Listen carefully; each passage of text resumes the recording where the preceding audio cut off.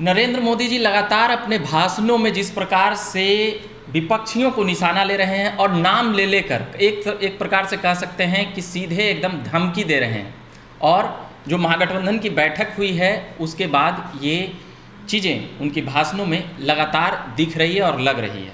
तो इन तमाम बातों पर हम बात करेंगे। वरिष्ठ पत्रकार श्रीकांत प्रत्युष सर अभी हमारे साथ हैं।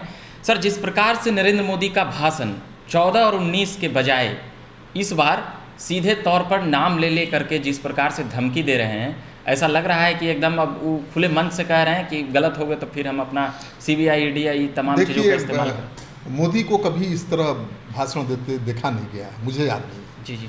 मोदी जी कभी भी किसी का नाम लेते नहीं थे, क्योंकि उनका जो इमेज है वो क्या कहा जाएगा उसको, बहुत बड़े नेता की उच्च स्तर का, ठीक है ना, लार्जर देन लाइफ उनका इमेज है। तो वो किसी नेता का नाम लेते ही नहीं है। जिस नेता का नाम लेते हैं वही बड़ा नेता बन जाता है। तो किसी नेता का नाम अपने मन से नहीं लेते, क्योंकि आपका मेरा किसी का नाम ले ले तो बड़ा नाम हो जाएगा। लेकिन पहली बार मोदी जी चुनाव प्रचार में घूम रहे हैं। 5 राज्यों में चुनाव है दिसंबर महीने में। जी। तो चुनाव प्रचार में गए तो जिस तरह से उन्होंने नाम लेकर गिनाया, मुलायम सिंह को गिनाया कि भाई मुलायम सिंह के बेटे अखिलेश यादव को आगे बढ़ाना चाहते हैं तो सपा को वोट दीजिए, ठीक है। उन्होंने गिनाया कि अगर लालू यादव और तेजस्वी यादव और उनके भाई बहनों बेटियों को आगे बढ़ाना चाहते हैं तो RJD को वोट दे दीजिए। उसी तरह से उन्होंने देश के तमाम नेताओं के नाम लिए। अगर भ्रष्टाचार राहुल गांधी और प्रियंका गांधी को आगे बढ़ाना चाहते हैं, गांधी परिवार को आगे बढ़ाना चाहते हैं तो कांग्रेस को वोट दे दीजिए।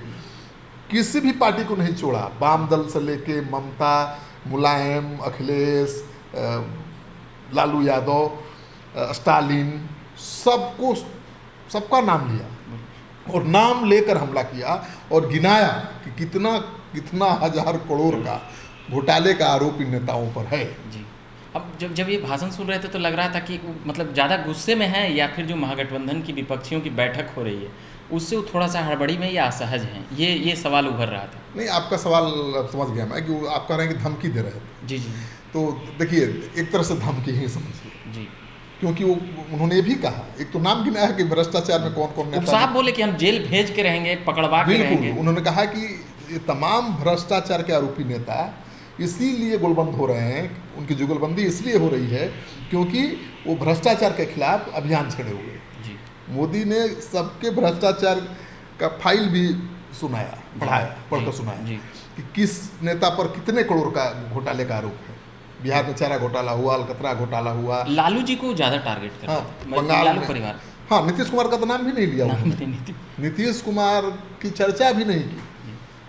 मतलब नीतीश कुमार की ईमानदारी पे कह सकते हैं कि उनको थोड़ा, नीतीश कुमार की छवि तो साफ सुथरी है, कभी कोई बड़ा आरोप लगा, JP लोहिया से भी तुलना, कोई आरोप भी नहीं लगा उन पर। तो उन पर कैसे कहेंगे कि न तो परिवारवाद का आरोप लगा सकते हैं न भ्रष्टाचार का आरोप लगा सकते हैं आज की तारीख में। लालू एक तो नीतीश का नाम नहीं लिया, लेकिन लालू परिवार पर जमकर हमला बोला। लालू परिवार पर बोलते तो भी समझ में आती, किसको छोड़ा, सपा, मायावती, किसको छोड़ा, किसी को नहीं छोड़ा, किसी को नहीं छोड़ा, ममता बनर्जी पर भी बोले जी।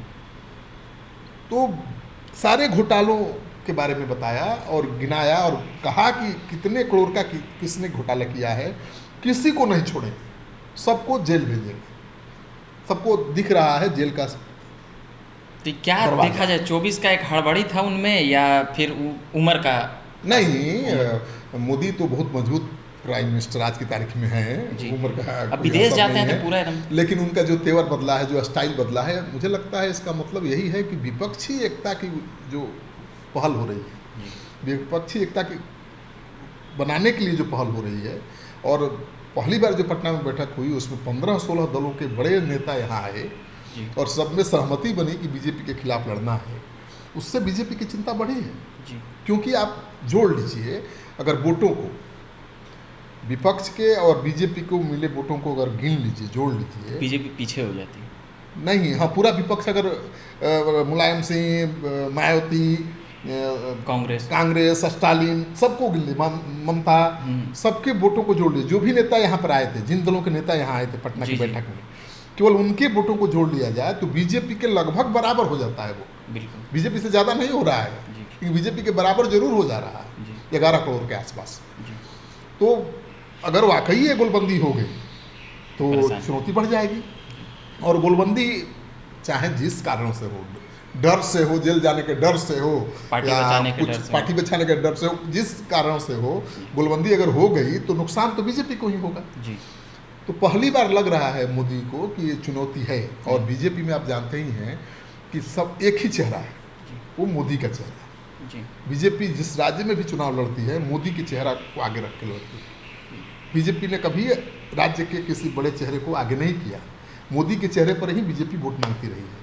कर्नाटक में भी बीजेपी ने वही किया, लेकिन बीजेपी को करारी शिकस्त मिली है, हार मिली है। क्या मोदी जी तो का उसके बाद चेहरा चिंता बढ़ी है बीजेपी की, क्योंकि जो सर्वे आ रहे हैं, मध्य प्रदेश के सर्वे आ रहे हैं, दूसरे राज्यों वहाँ के- पर तो कांग्रेस को दिखाया जा रहा है थोड़ा बिल्कुल। Plus point. अब राजस्थान है, राजस्थान की परिपाटी यही रही है कि वहाँ एक बार कांग्रेस की बनती बदलता है सरकार, तो दूसरी बार बीजेपी की बनती है। जी पहली बार लग रहा है कि दोबारा कांग्रेस की सरकार बन जाएगी। जी तो छत्तीसगढ़, उत्तराखंड, राजस्थान, मध्य प्रदेश, ये 4 बड़े स्टेट हैं। हाँ, और भी कई 5 एक राज्य एक, हैं। एक और राज्य है।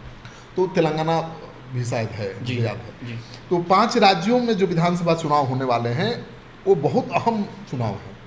सेमीफाइनल उस चुनाव को आप सेमीफाइनल कह नहीं सकते हैं, सेमीफाइनल मान कर चलिए। जी क्योंकि 5 विधानसभा चुनाव में अगर बीजेपी हार जाती है, 5 में से 5 हार जाती है, जी तब तो विपक्ष का हौसला और बढ़ जाएगा। जी बीजेपी बहुत कमज़ोर पड़ जाएगी। हो सकता है कि 5 विधानसभा सीट हारने के बाद, 5 राज्यों में विधानसभा चुनाव हारने के बाद, तो बीजेपी में ही बगावत हो जाएगी। बगावत। मोदी के चेहरे को मगर लेकर- मगर ऐसा मोदी होता के है। खिलाफ कोई आवाज़ नहीं उठा सकता आज की तारीख में, है ना भाई। Modi ji. One man show है, लार्जर देन लाइफ। एक कर्नाटका हार चुकी है, जो बड़ा स्टेट में था कर्नाटक। कर्नाटक हार चुकी है, मगर- गोवा में चुनाव है, वहाँ मगर भी मुश्किल 2018 है। में सर, मध्य प्रदेश में मुश्किल दिख रही है। जी। तो मुश्किल तो हर जगह दिख रही है। 2018 में याद आता है कि वो तीनों स्टेट हार चुके थे, मध्य प्रदेश, राजस्थान।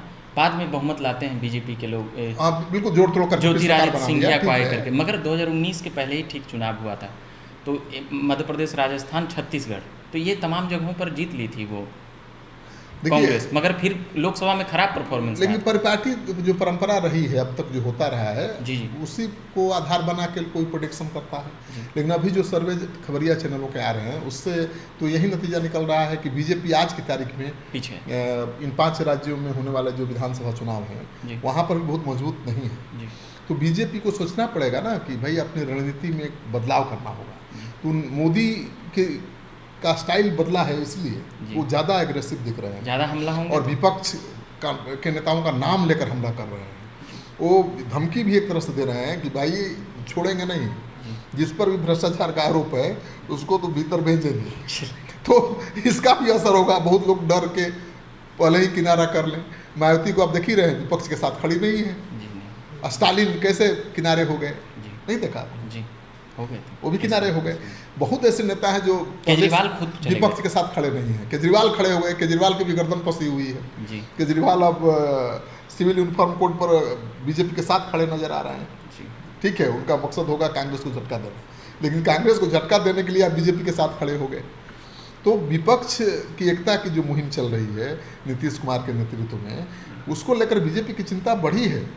और सूत्रों के हवाले से जो खबर है कि आरएसएस भी चिंतित है। जी आरएसएस भी अपनी रणनीति में बदलाव कर रहा है। जी तो अब देखना यह है कि इन 5 राज्यों के विधानसभा चुनाव में मोदी का चेहरा कितना कामयाब होता है, क्योंकि मोदी के नाम पर ही वोट मांगा जा रहा है, मोदी के चेहरे पर ही चुनाव लड़ा जा रहा है। मोदी ही हर जगह स्टार प्रचारक है, दूसरा कोई नज़र ही नहीं आ रहा है।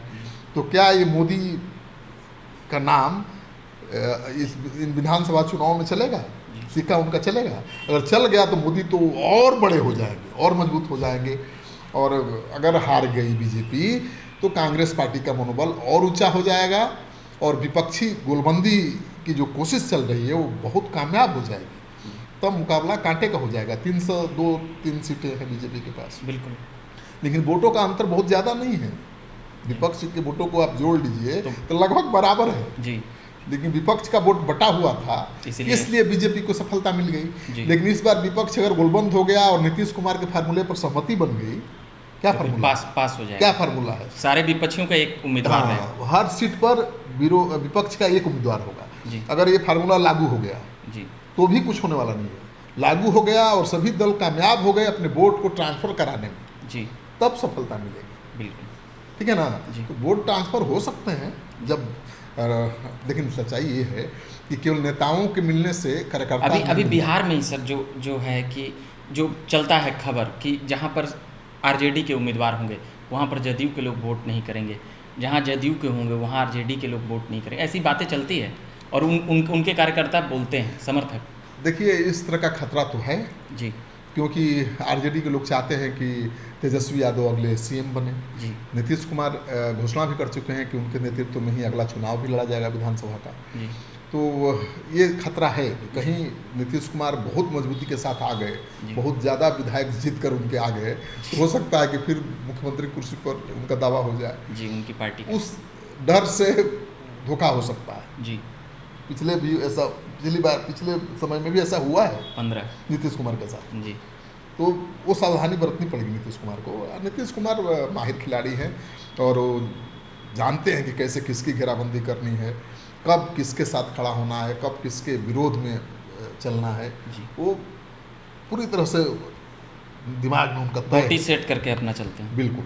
तो ये बात कर रहे थे हम नरेंद्र मोदी जिस प्रकार से हमलावर हुए हैं उसको लेकर। वरिष्ठ पत्रकार श्रीकांत प्रत्युष जी थे, तमाम बातें बता चुके हैं, समझा चुके हैं। अभी के लिए इतना ही, धन्यवाद।